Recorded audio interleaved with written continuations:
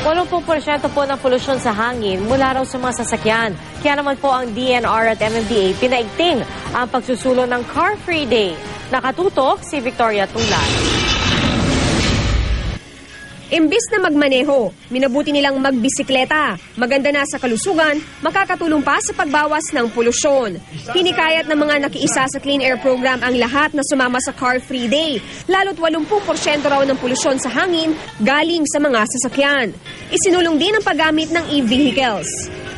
Gumaganda ang hangin natin, subalit hindi pa siya pasok dun sa standard.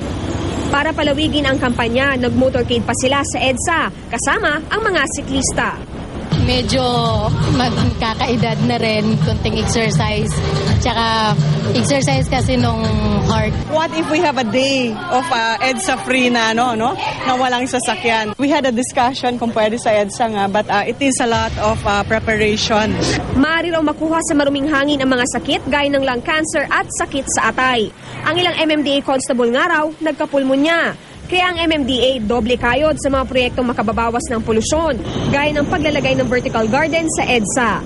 Bahagi rin ng proyekto ang pagbubukas ng bike lanes. Sa Lunes, nakatakdang maglagay ng bike lanes sa Marcos Highway mula Marikina hanggang Antipolo.